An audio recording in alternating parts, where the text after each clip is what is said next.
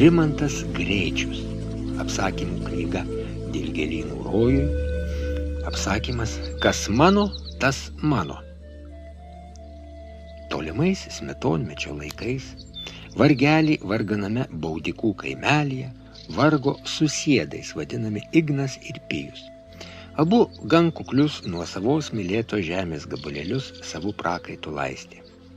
Kiekvienas šiaip taip sugebėjo ir karvutę laikyti, tačiau jos tvartuose žiemomis iš nevilties baubė, nes sunkiai vasarom sugraibytą šieną šeimininkai šiaudais paskanindavo. Gerai sugyveno susiedai, ir jų žmonikės nė karto nesusikivirčijo, tad sumanė vyrai draugystę savotiškai įamžinti, ant žemelio Rubežiaus kriaušelę pasodinti. Ta proga atsisėdė prie medelio ir pasvajoja, kada nors jo pavėsį nuo begalinių darbų atsipūsti, naminukės sriūptelėjo, raugintą agurką krimstelėjo ir net apsikabinę apie pas mergelę jaujantį bernelį padainavo. Po to daug metų rugpjūčiais gandrų sparnais nuplasnojo. Kriaušaitei likimas lėmė galingų medžių patapti. Į tėvynę, į Lietuvą tėvynę mūsų įsibrovusi, o paskui šios kudašų nešantį kryžiuočio ainį pamatyt, o kai Ignas su Pijum ir žmonikėmis sumanė kaimo kapinaitėse apsigyventi, o jų žemelės virto kolūkio nuosavybę, prie jos užklydusi žmogelį saldžiais vaisiais pavaišinti. Lemta buvo Kriaušei ir kitos nepriklausomybės sulaukti, kai abipus buvę jos krikštatėvių, o vėliau kolūkio smėlynai sugrįžo į tikrųjų šeimininkų rankas, tiksliau šeimininkių, prie senatvės slenksčio priartėjusių Igno ir Pijaus dukrelių Vandutės ir Kastutės. Tuo metu, kai ne vienas iš kaimo purvynų išbridęs, miestiečių patapęs ir laisvę už ragų sugriebęs apsukruolis, paveldėjęs tėvų ir senelių žemes, sugebėjo jas kažkokiais pasakiškais skraidytuviais į miestus perskraidinti. Vandutė su Kastute savo smėlynų niekur neskraidino, nes ir pačios neturėjo kur skristi. Abidvi buvo spėjusios savo nusigėrusius vyrelius greta tėvelių kapinaitėse įkurdinti, o nesugebėję gimtojoje šalyje laisvės už ragų sugriebti, vienos sūnus, kitos dukra, tokių stebuklingų ragų ieškoti už jūrų marių išlapsėjo. Taip ir stūmė kaiminkos dieneles gerokai senstelėjusiose tėvų statytose trobose, smėlynus išnuomavusios ūkininkauti sumaniusiam kraštiečiui. Kriaušė vis dar nešykštėjo vaisių.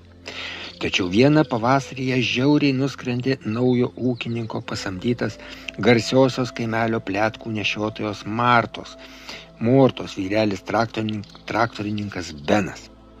Ardamas kaiminkų išnuomotą smėlyną ir aplink Kriaušę sukdamas ratą taip ją užkabino, kad geras gabalas nuplėšto žievės prie plūgo prikibęs nuvažiavo. Oi, kaip Benui atsirūgo tas užkabinimas. Tos dienos pavakarę pamačiusios baltuojančią medžio žaizdą, kaiminkos tarsi išlizdo iš krapštytos širšės, įskrido jo trobą ir išstūmusios Mortą lauk bei iš vidaus susklendusios duris, pakėlė po darbų naminukės lyžtelėjusi ir prigulusi snūstelt artoja. Vandutė, tarsi boksininkė, stengėsi pasiekti įkaitusių nusikaltėlio fizionomiją kumštim. Jis nevykusiai gynėsi, o Kastutė šaukdama rupūže nusilakus, ką tu mano Kriaušei padarei, geriau negu jis lauką seniai nekarpintais nagais akėjo jam veidą. Tačiau tas susirėmimas su įkaušusiu traktorininku jau kitą dieną tapo kovingų kaiminkų rietenų pradžia. Visam kaimeliui netikėtai tarp jų įsiplėskė toks karas, kad apie paliaubas negalėjo būti jokios kalbos. Po egzekucijos, jau išėjusios į Artojaus kiemą, Vandutė stabtelėjo ir įsmeigusi į Kastutę žaižaruojančias akis paklausė: O kodėl tu Benui bliovei, kad Kriaušė tavo? Juk ir aš, ir tu visada visiems sakėm, kad ji mudviejų. Pastaruoju mostelėjusi prieš kaiminkos veidą dešinę, atkirto: Kriaušė buvo mudviejų kolchozų laikais. Suprask, buke, dabar gyvenam atgautų nuosavybių šaly Dabar kiekvienas daiktas turi šeimininką, tad ir kriaušė negali turėti dvi šeimininkės.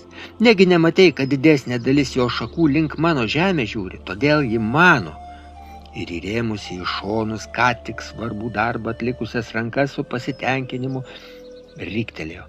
O kas mano, tas mano. Ak, taip, sušvokždė Vandutė, kišdama kaimynkai po nosim špygą. O tokio taukoto daikto nenori pauostyti? Įsikalk į savo nusišėrusį pakaušį, kriaušė mano. Ir man nemotais, kad didesnė jo šakų dalis link tavo smėryno žiūri. Jos viršūnė link mano žemės pasvirus. O kas mano, tai niekada nebus tavo. O tokių akėčių nematei? Kyštelėjusi šiai prie veido abiejų rankų nagus subliovė Kastutė. Jei kada nors sumanysi nors vieną nukritusią kriaušę pakelt, tavo marmuzė bus smagiau negu Beno išakėta. Gal apie tokį emocijų kupiną kaimynkų pokalbį kaimelis taip ir nebūtų sužinojęs, jeigu viso jo nuo pradžios iki pabaigos nebūtų išklausiusi prie trobos kampo prisiglaudusi Morta. Ta kaimynkų susišaudymą, žinoma, savotiškai paaštrinus jį išnešiojo jau kitą dieną. Karas vis labiau liepsnojo ir jį su didžiausiu susidomėjimu stebėjo ne tik kitoj gatvės pusėje, prieš kaimynkų trobas, gyvenanti ir žvairas akis išpūtusi Morta, bet ir visas kaimelis. Ne, savo kumštis dar nebuvo paleidusi Vandutė, nebandė šios veido akėti ir Kastutė. Kovėsi moterėlės liežuviais, ant kurių ėmė vartaliotis net maskolių išgalvoti stipriai pasūdyti žodeliai. Tačiau liežuviai nebuvo pajėgus išspręsti ginčo ir tada vaikystėje šiek tiek mokslų ragavusios kaimynkos griebėsi plunkstų. Ne tik rajono, bet ir Respublikos valdžių kabinetus pasiekė jų reikalavimai nubaust kaimynę už bandymą nusisavinti svetimą turtą. Bet negi nykstančio kaimelio moterėlių rietinom dėl kažkokios senstelėjusios kriaušės galėjo užsimti svarbius valstybinius klausimus sprendžiantys valdininkai. Negi kam nors būtų galėję šauti galvą dėl tokio nenkniekio komisiją atbildinti. Kaimynkų kūrinius jie siuntė seniūnai, kuris ne tik žinojo, dėl ko rėjosi šios seniūnijos pakrašty esančio senjorynų vadinamo Baudikų kaimelio gyventojas, bet ir pats buvo iš jo kilęs.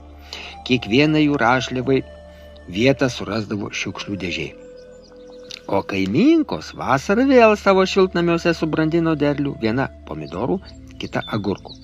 Ir kaip kasmet su gerybių pilnom ragužėmis pravažiuojančių autobusiukų keliavo į miestelio turgų. Tik dabar joms netiko sėdėti greta, tad viena murksojo netoli vairuotojo, o kita autobusiuko gale. Tuo metu gabalo žievės netekęs medis vienu šonu ėmė sparčiai džiūti. Tiesa, rudenį jis dar stengėsi subrandinti kriaušės, tačiau jos jau nepajėgė tapti didelėm ir saldžiom. Jos raukšlėjosi, o nubirėjusios ir pūvančios domino tik širšės. Ir būrelis į Kastutės smėlyno pusę žiūrinčių šakų dar vasarą numetė parudavusius lapus ir jos niūriai kyšojo nuogos. Karas tęsėsi lygiomis.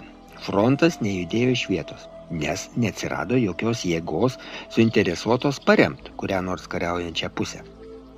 Ką nors naujo, nugirdusi Morta tuoj pat išnešiodavo po kaimelį, tačiau to naujo darėsi vis mažiau, nes pagrindiniai kaimynkų kovos ginklai, tai yra liežuviai, vis dažniau malė tą patį per tą patį. Na, o kai Vandutė arba Kastutė plumpindavo į kaimo gale esančią autobusų stotelę arba iš jos, rėkdami, o kas mano, tas mano ir ta kriaušė šūdina, kariūnės lydėdavo iš miestų pas senelius vasaroti tėvų atsiųsti berniukščiai. Tačiau seniai žinoma, kad bet koks karas turi ne tik pradžią, bet ir pabaigą. Karai dažniausiai baigėsi vienos pusės kapituliacija, bet šis netikėtai, nelauktai užsibaigė visiškai kitaip. Dar žiemą, išėjusios į savo kiemus, kaimynkos per tvorą pasisvaidydavo į jokius žodynus nepatekusiais žodelės, o pasisvaidymus visada užbaigdavo pirmą kartą Beno ir Mortos kieme ištartais, kas mano, tas mano. Pavasaris tais metais išaugo ankstyvas išaušo. Gamtos pažadinti sodai jau balandį pradėjo skleisti lapelius, tik Beno plūgo sužeista ir kaimynkų kivirčų kaltininkė tapusi kriaušė nepajėgė pumpurais pasipuošti. Ji tyliai numirė ir styrojo pajuodavusi per ilgą gyvenimo savo duoklę žmonėm atidavus. Vieną vakarą, jau sodams pražydėjus, vakaruos sumanė telktis grėsmingai tamsūs debesys. Jos ėmė draskyti ugnimi žybčiojančios strėlės. Ūmai sugrumėjo šėlstančių vėjo gūsių palydimas ir vis labiau savo jėgą rodantis griaustinis. Gamta šėlo, trankėsi, įsismaginės, įpykęs, betodariškai šeimininkaujantis ir audrą sukėlęs vėjas nuo Kastutės trobos stogo, vieną po kito plėšė apsamanojusi šiferio lapus ir svaidėsi jo aštriais gabalais, šūkėm pavertė kelių vandutės trobos langų stiklus, į pamiškę nuritino plėvelę aptrauktą jos šiltnamį. Tokio šėlsmo net laikė ir mirusi kriaušė. Lūžusi plūgo paliktos žaizdos vietoj, krito ant Kastutės mėlynę po žiemos atkutusių žiemkenčių. Bet ir Kastutė tokio gamtos sukelto arbydėrio net laikė. Pro langą pamačiusi dangų draskančias kruvinas strėles ir nuo stogo skrienčių šiferio lapus, krito ant lovos, užsispaudė delnais ausis, bet taip ir neatsikėlė. Tik po kelių dienų vandutė, kadaise jo su Kastute mušto Beno pagalba, užsikamšiusi šmaltus langus ir pasilgusi liežuvavimo, su po audros į kiemą neišeinančią kaimynka, smalsumo stumima ryžosi smukti jos trobą pro neužsklęstas duris. Matyt, būtent jai buvo lemta aptikti savo priešininkės lavoną ir klaikiu riksmu apie tai pranešt kaimeliui. Jau po Kastutės pakasynų, į kurias nebuvo iš Airijos atvykusi net jos dukra, Baudikų gyventojai pastebėjo, kad vandutė pradėjo su savim kalbėtis, niekus tauzyti. O kai nešina kirviu, ji nupėdino prie vėtros nulaužtos kriaušės ir kapodamo jos gulinti kamieną ėmė rėkti: "Kas tau leido rupūžokį ant tos ragano žemės nugriūt?" Iškvietė į greitąją, kurį jie nugabeno į tokiem ligoniams skirtus namus. Po to keistai užsibaigusio 2 kaimynkų karo praėjus daugiau nei 10 metų, jau pensininkaujantis buvęs seniūnas atvyko į gimtuosius Baudikus vaikystėje vaikščiotus ir užėlusius takus prisiminti. Jį pasitiko nykus laikmečio numarinto kelių išlikusių negyvenamų trobų vaizdelis. Viena iš trobų murksojo be stogo, papuvusiom ir sukrypusiom gegnėmis, kita greta stovinti vienu galu smūgo žemė.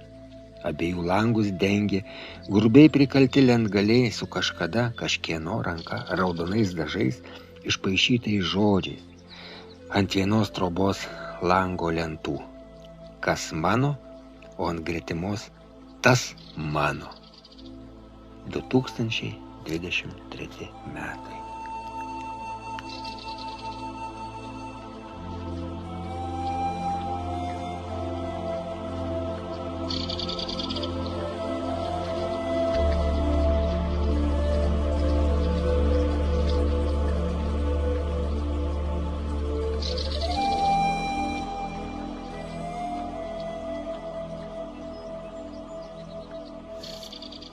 Šimtinė.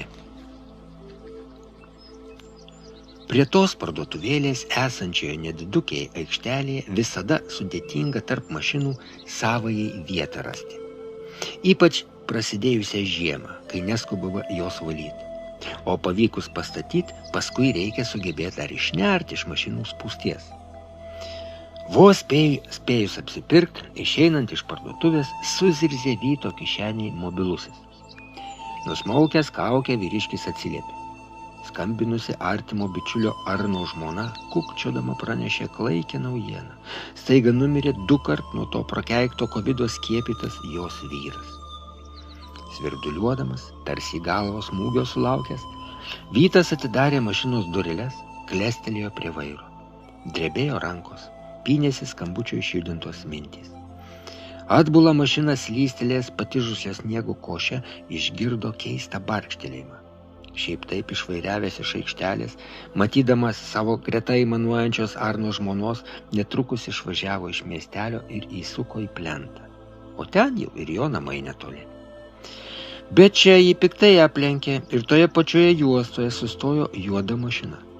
Iš jos iššokęs vyras ir moteris ėmė mojuot rankom. Sustojo Vytas, išlipo iš mašinos, paklausė, kasgi nutiko. Kas nutiko? Suriaumojo aukštaūgis vyriškis. Ir dar jis klausė, tu sudaužėjai mano mašiną ir pasišalinai iš įvykio vietos. Aš tau tuo iškviesiu policiją. Ar supranti, kas tokia atveju tau gresia? Aš sudaužiau jūsų mašiną? Dar nespėjęs atsipalaiduot nuo slegiančių minčių sūkurio, paklausė Vytas. Kur? Kada? Kaip? Kada? Vėl suriko šis. Prie parduotuvės savo tranto šikna atsitrenkė į mano mašiną ir pabandė sprogti. Ir tada Vytas prisiminė barkštelėjimą, į kurį neatkreipė tada dėmesio. Barkštelėjimą apsisukant, slystelėjus sniego košiai. Priėjęs prie juodos mašinos paklausė. Na tai kurią tą aš vietą sudaužiau? Prišokęs prie galinių durelių vyriškis pasilenkė ir šiaip taip surado vos įžiūrimą įbrėžimą. Matai? O mašina mano naujutėlė. Tuoj tau kviečiu policiją ir bėgimas iš įvykio vietos tau brangiai kainuos. Aš tikrai nebėgau, bandė aiškinti Vytas. Tuo metu, kai išėjau iš parduotuvės, man buvo paskambinta ir pranešta, kad mirė labai artimas žmogus. Sėdo į mašiną, pritrenktas, gal tada pajudėjau ir barkštelėjau. Man nusispjaut, kad tau buvo paskambinta. Aš dabar skambinsiu ir po policijos apsilankymo be kelnių liksi. Dėl vos matomo įbrėžimo nematau reikalo policiją kviesti, atsakė Vytas. Kiek aš jums skolingas? 200 eurų, sučičkė akims sužaibavusi moteriškė. Jei sumokėsi, tuoj pat pakak 100, nusileido vyriškis. Nu, gerai. Mano namai už kilometro. Jūs čia palaukit, aš to 100 neatvešiu. Vėl nori pabėgti? Neišeis, važiuosi iš paskos iki pat tavo namų. Važiavo ir prie vartų laukė kompensacijos už mašinos sudaužymą. Padavęs vyriškiui 100, Vytas paklausė. O kuo vardu tamsta būsit? Ne tavo reikalas. Na, o aš tai Vytas. Pasenai kvanktelėjai, o atbulas važiuot neišmokai. Taip atsisveikinęs vyriškis sėdo į mašiną ir nuburskė. Mieste gyvenęs bičiulis Arnas atgulė gimtojo kaimo kapinaitėse greta tėvų. Diena laidotuvėms pasitaikė nežemiškai besitaškant lietum, tačiau vakarop ėmė šalti. Ledinius dantukus parodė šiaurys. Grįžtant iš laidotuvių, gerą gabalo kelio Vytui reikėjo važiuoti žvyrkeliu. Išvažiavus tamsuojant ir iškart pajuto, jog tais laukais vingiuojantis kelelis spėjo užsimesti leduko rūbą. Nors padangas jau buvo užsidėjęs spygliuotas, nevažiavo, o šliaužė. Nyku, tuščia, jokios mašinos, tik pikti vėjo gūsiai vaitodami atsimušinėjo į šoninį stiklą. Ir vis dėlto viena mašina pasitaikė. Ja, niūriai spoksančia iš griovio priekių, iš tamsos išplėšė Vyto žibintų šviesos. Netikė. Ir aukštaūgį vyriškį bei greta jos trepsenančią moteriškę, mojuojančius 4 rankom.